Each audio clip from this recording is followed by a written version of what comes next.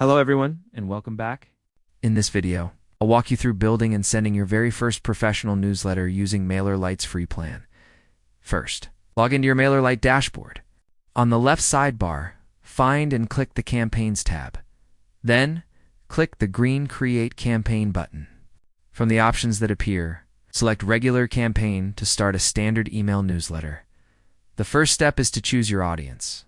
Select the subscriber list you want to send this newsletter to. If you only have one list, it will be selected automatically.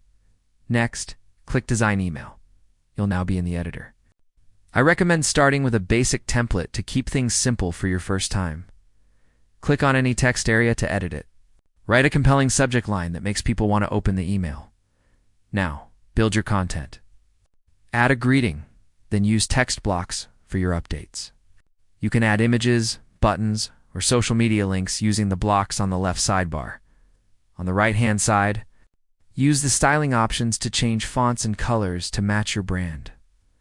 Once your newsletter looks great, click the Continue to Set Up button at the top. Give your campaign a name for your records, and then you can choose to send it immediately or schedule it for later. Click Schedule or Send. Confirm your choice, and you're done.